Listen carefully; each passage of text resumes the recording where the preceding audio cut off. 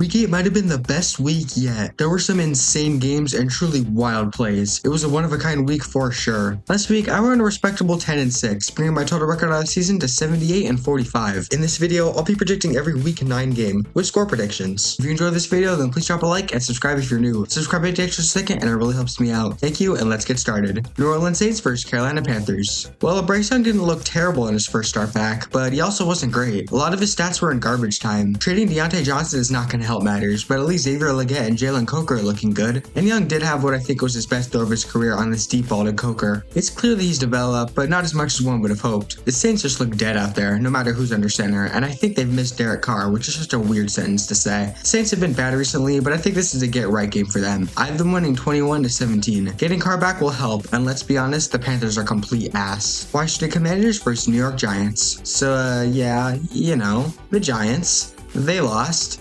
Screw it. Let's talk about the Commanders. Holy shit. That Hail Mary was and likely will be the best play all season. And apart from that, Jaden Daniels is so freaking good. Even with a rib injury that clearly was affecting him, he still managed to have an amazing game, despite what the scoreboard said. I think by now, the Commanders are the clear favorite in the NFC East. They have all the momentum, and I see them bringing it hard against the Giants, winning 28-17. Who would have thought the Commies would be this red hot? Miami Dolphins versus Buffalo Bills. Tua may not be the best quarterback in the league, not even close actually, but this offense is night and day when he's in there. Unfortunately for them, it wasn't enough to pull out the win, but at least they have a little hope. However, they're going against a Bills team that's coming off 2 20-plus point wins in a row. It took Josh Allen 8 weeks to throw his first interception, which is kind of insane, and this offense looked unstoppable. Khalil Shakir, Keon Coleman, and Dalton Kincaid form probably the most underrated receiving core in the league, and I'm not just saying that because I have 2 of them on fantasy. I'm taking Buffalo to get another win 31-24, sweeping the Dolphins. They're just better in virtually every way. Los Angeles Chargers versus Cleveland Browns. Guess what? The Browns are a real team again. Who knew that all it took to get this offense going was replacing a literal sexual abuser? Believe it or not, this was the first time this season that the Browns scored more than 20 points and had a quarterback throw for more than 200 passing yards. If Winston had started all 8 games, the Browns would probably be 4-4 right now and in playoff contention, but at least you have him now. He was amazing. Yes, he had 3 turnover-worthy plays, but he also,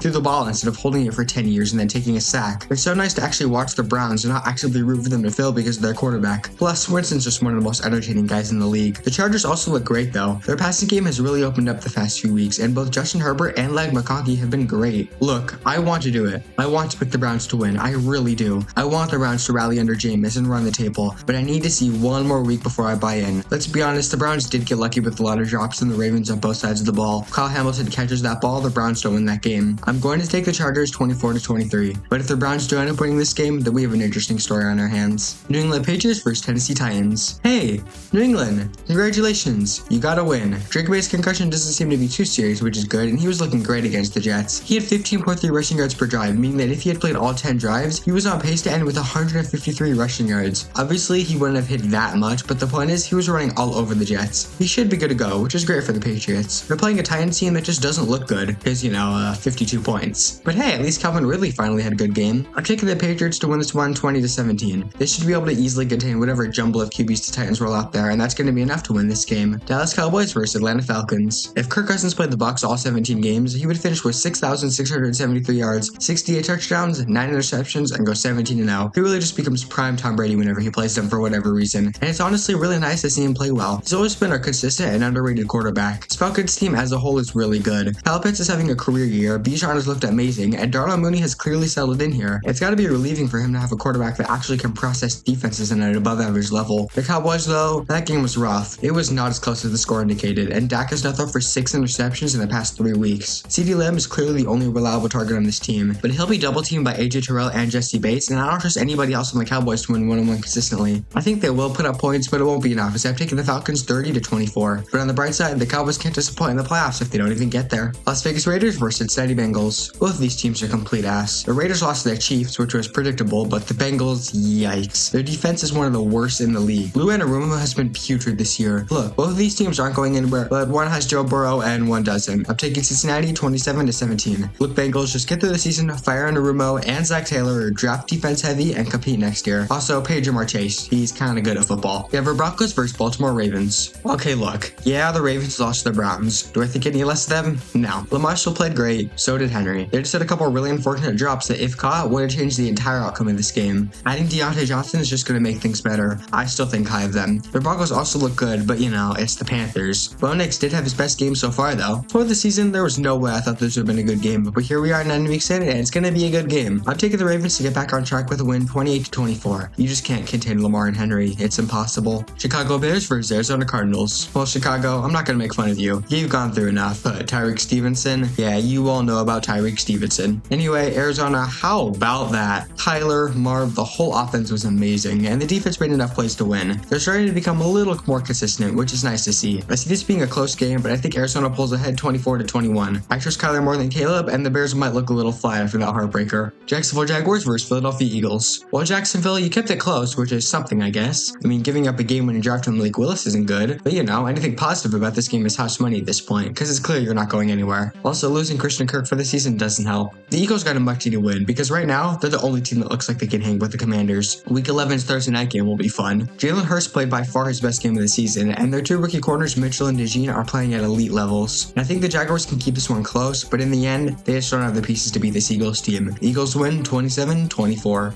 Los Angeles Rams versus Seattle Seahawks. The Rams look like a completely different team with their two-star receivers coming back from injury. Stafford threw more touchdowns in that one game than he had all season. Jared Verse is also looking like a complete steal. He's a monster. The Seahawks do not look good though. They got completely destroyed in every way by the Bills. Remember when they started 3-0? Yeah, since then they've gone 1-4 and will drop to last place in their division if they lose this game. Unfortunately for them, that's exactly what I think will happen, as I'm taking the Rams to win on the road 31-24. The Seahawks defense is not going to be able to contain the Rams offense, and that's going to be the deciding factor in this one. Detroit Lions versus Green Bay Packers. We finally made it to the game of the week, assuming Love plays of course. I'll start with the Packers. They've arrived. Josh Jacobs had his best game as a Packer, and they're on a 3-game win streak. Love has turned the ball over a little more than you would like, but he's also making play after play to keep the Packers in games. He has 7 touchdowns in said 3-game win streak, and may have had more had he not gotten injured. Point is, the Packers are a really good, competitive team, but the team they're facing, they're different. 52 points against the Titans. Yes, it's the Titans, but 52 points is 52 points. Jared Goff threw 15 passes and they still won. Their average starting field position was the 50-yard line because they had 303 yards off punt,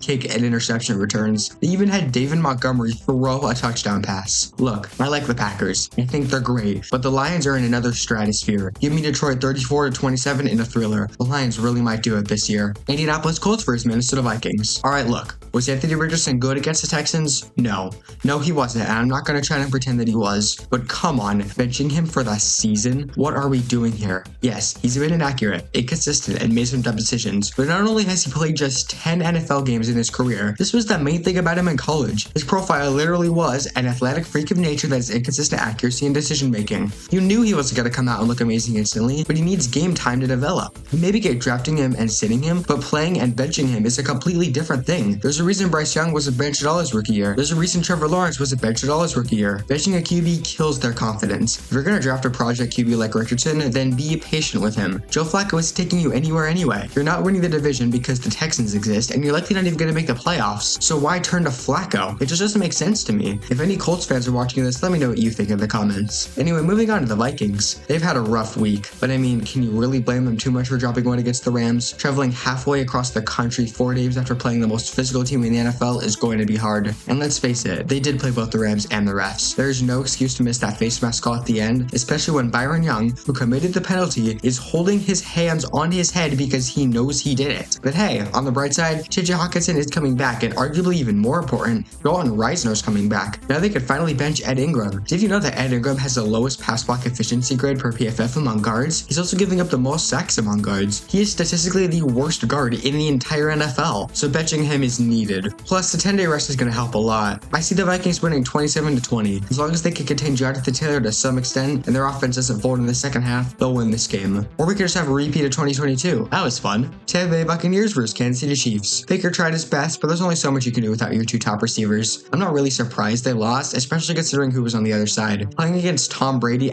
Kirk Cousins whenever he plays Tampa is never easy. The Chiefs remain undefeated, beating the Raiders to absolutely no one's surprise. This is a pretty predictable game. The Chiefs secondary is going to lock down the Bucs receivers, and the Chiefs will get on top early. Then Mahomes will throw a pick at some point because that's what he does now. Baker's somehow going to throw for 300 yards and 3 touchdowns, and then he will inevitably turn the ball over because he has no weapons outside of Kate Otten, and the Chiefs will win 28-21 and move to 8-0. Can anyone beat this this team? No, seriously, can anyone beat this team? Because at this rate, they're going to go 17-0 with a quarterback that throws more interceptions than touchdowns. I can't have that. The NFL can't have that. But that's it. Those are my week 9 NFL predictions. Where do you agree? Where do you disagree? Comment down below. If you enjoyed this video, then please like and subscribe, and that's it for me. See ya and enjoy week 9.